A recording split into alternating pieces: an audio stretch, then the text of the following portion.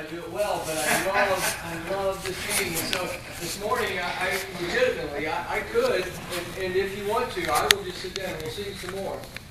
Is it stopped raining? I hope not. I was going to say that if I could get someone who would volunteer to go play in the rain with me, I'd actually cut my hair. So anybody want to play in the rain with me? Thank you. There's always one. That's right. Follow her, okay? She's the one. That's adventure, right? So it's an honor to be with you. I was saying we live on 40 acres, and one time, and so I could sing wherever I am, and really as loud as I want to. And so the kids and Cynthia were up, feeding some of the animals of one of our neighbors up the mountain, and I was in one of our buildings, and they said they could hear me singing. Oh my. Which is, I became a little more self-conscious at that point. And they thought it was like an animal dying, but it was just me singing.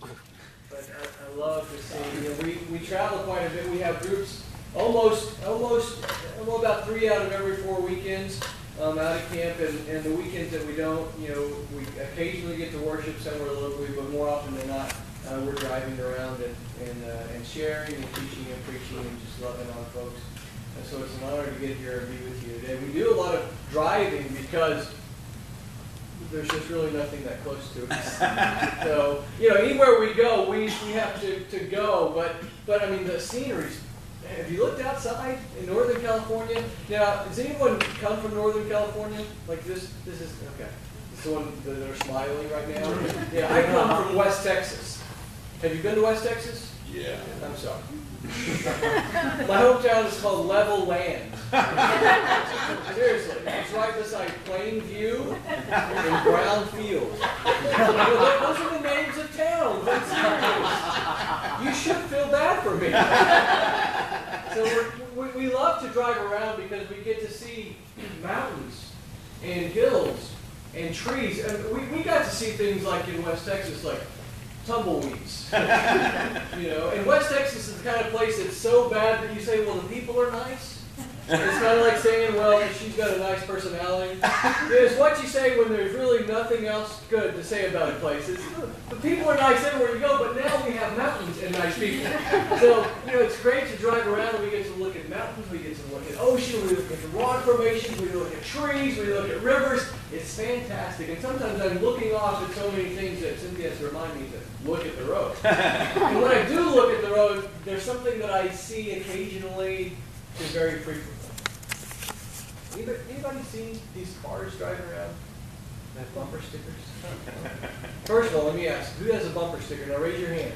Raise it. Okay, what does your bumper sticker say? Sarah Palin. Sarah Palin. I should have known by the beard. You're asking, man. Come on. What else? Do you have a bumper? I have a window thing. What It says he's alive. He's alive. That's like Sarah Palin almost. Okay, what does yours say? What does it say? Moen Lobby? Oh, come on. I didn't even understand. See, if I saw you, I'd be like, I need the explanation. Like, does it have a dash beside it? Okay. Well, see, I see. Now, some bumper stickers you see are funny. I appreciate those. And some are just offensive. You're trying to cover your kid's eyes and your eyes, and you're like, Cynthia, just take the wheel. That's right. Because there's some you don't want to see, and then some, are like, they make a political statement or a religious statement, right? And some are just ridiculous. Yeah. Have you seen some? Like I'm driving along and I see this car. It's got these stickers on it that look like bullet holes.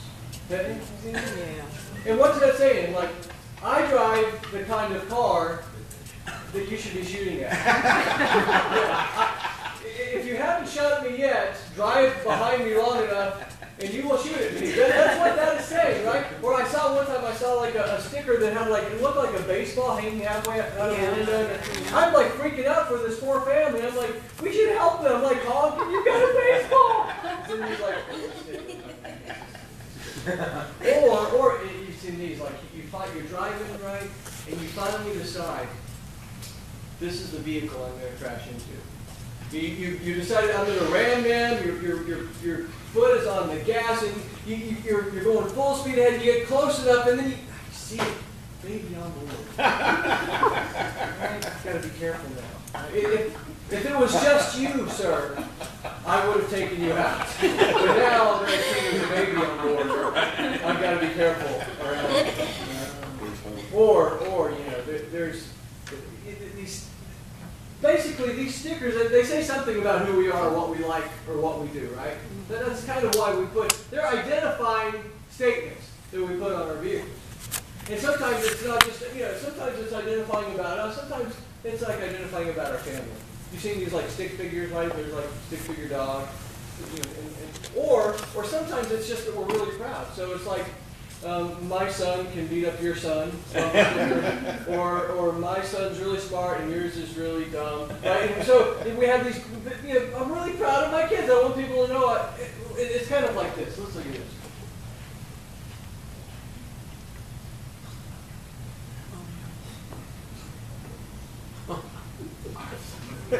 It's hard to compete with an "Our Son is God" bumper sticker. No matter how good your son is, right? Honor student, medical school, it just kind of pales in comparison with God, right? That's like the Trump bumper sticker, and you better not have that in your car. Lightning strike. The entire Gospel of John is kind of representative of that bumper sticker. It's the Father saying, my Son, the Son of God, is God. That's how he starts the Gospel, right? The very first thing he says in John chapter 1 is, in the beginning was the Word. And the was God in the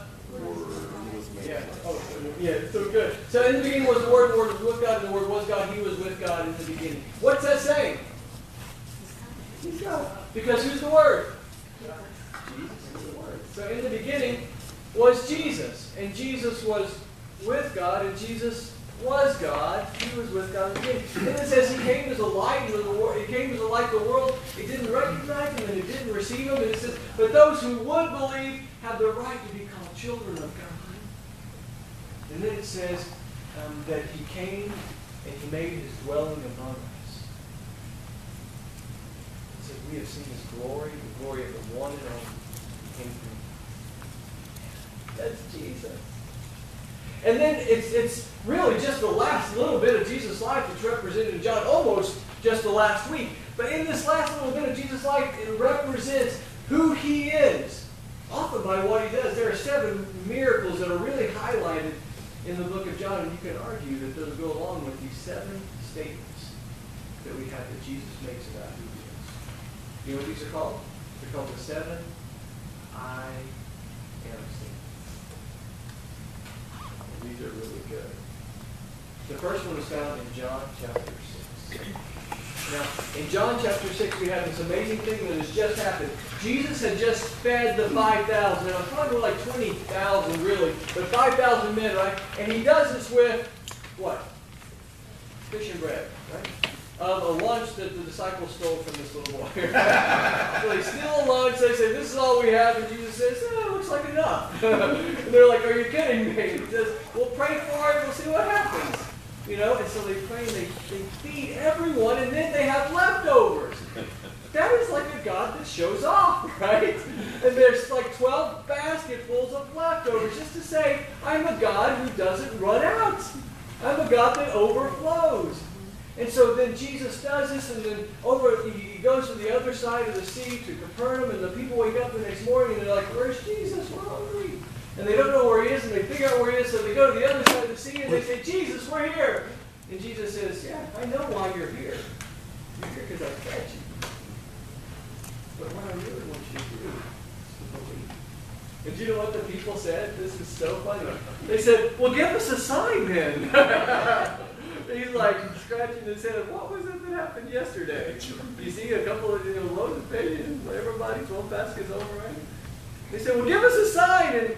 And he says, come on, guys. And they said, well, our father Moses, he used to give us a sign. He'd have manna. And he says, what about the manna in your ancestors and Moses? That was my father who gave you that manna. And by the way, this is what he said.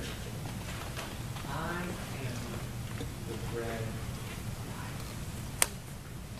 He who comes to me will never go hungry, and he who believes in me will never be thirsty.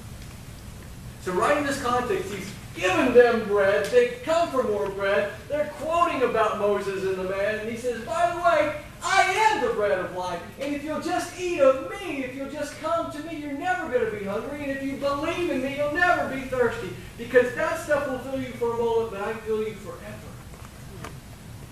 I am the bread. It's not just what I give you. It's who I am. It's what I identify with.